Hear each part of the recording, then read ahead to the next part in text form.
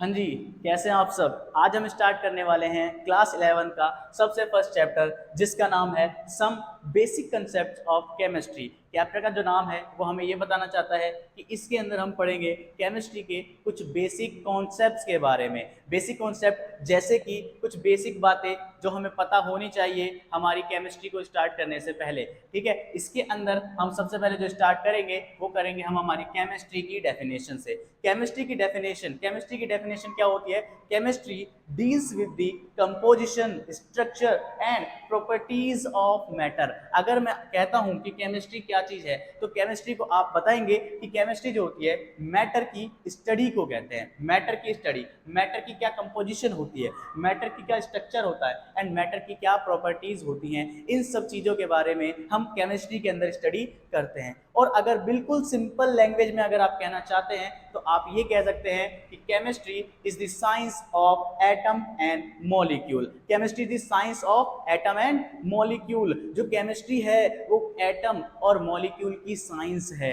आई बात समझ के? नहीं आई तो देखेंगे यहाँ पे जो एटम और मॉलिक्यूल हैं इनको हमने यहाँ पे इसलिए कंसीडर करा है क्योंकि जो मैटर होता है, मैटर हमारा एटम और मॉलिक्यूलर लेवल पे सबसे बेस्ट डिफाइन होता है। क्लियर है बात यहाँ तक के? नहीं है? ठीक है, केमिस्ट्री का स्कोप भी बहुत ज्यादा है और केमिस्ट्री के यूज भी आप डेली लाइफ में देख सकते हैं। केमिस्ट्री आपके हर जगह आपको देखने को मिल जाएगी। केमिस्ट्री आपके खाने में है, केमिस्ट्री आपके नहाने में है, केमिस्ट्री आपकी मेडिसिन में है, केमिस्ट्री आपके साबुन में है। अगर हर जगह आप देखना चाहते हैं तो आपको केमिस्ट्री देखने को मिल जाएगी। आपकी बॉडी के अंदर भी केमिस्ट्री होती है। बॉडी के अंदर जितनी भी केमिकल रिएक्शंस होती हैं वो सब क्या है? वो केमिस्ट्री का ही तो पार्ट है एक। ठीक है, तो एनसीईआरटी भी हमें कुछ बातें बताती है। एनसीईआरटी के अंदर कुछ इंपॉर्टेंट ड्रग्स के बारे में आपको बता रखा है। Important drugs, important medicine.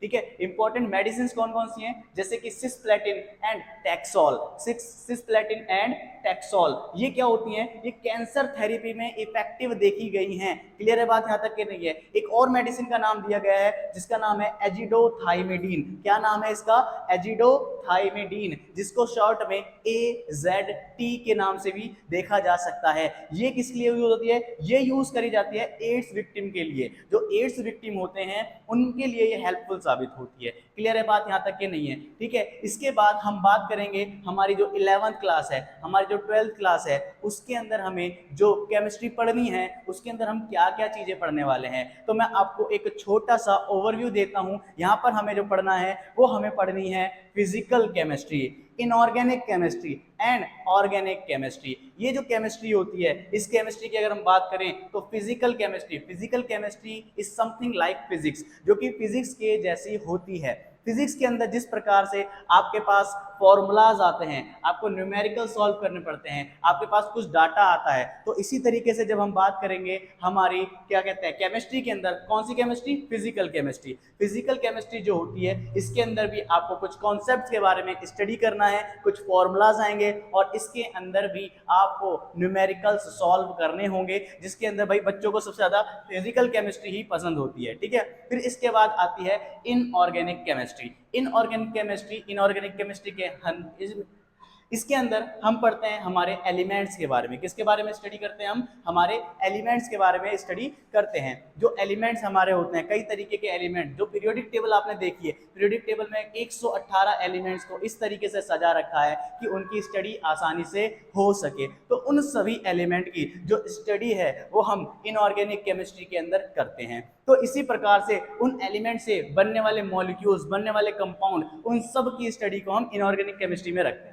ठीक है, इसके बाद जब हम देखते हैं तो हमारी आती है organic chemistry. Organic chemistry chemistry की वो ब्रांच है जिसके अंदर हम मेनली कार्बन से बने हुए कंपाउंड की स्टडी करते हैं। क्या करते हैं? जिसके अंदर हम मेनली कार्बन से बने हुए कंपाउंड्स की स्टडी करते हैं। ठीक है, ध्यान से सुनिएगा, क्योंकि कार्बन जब देखा गया, कार्बन के ही अपने मिलियंस ऑफ कंपाउंड बनते हुए हमें दिखाई दिए, तो हमने क्या करा? कार्बन की पूरी एक अलग से ही ब्रांच बना दी है। ठीक है, सारी केमिस्ट्री के एलिमेंट जितने भी हैं उनके बनने वाले कंपाउंड एक तरफ और जो हमारे कार्बन है उससे बनने वाले कंपाउंड एक तरफ। ठीक है, यहां तक की बात क्लियर होती है कि नहीं होती?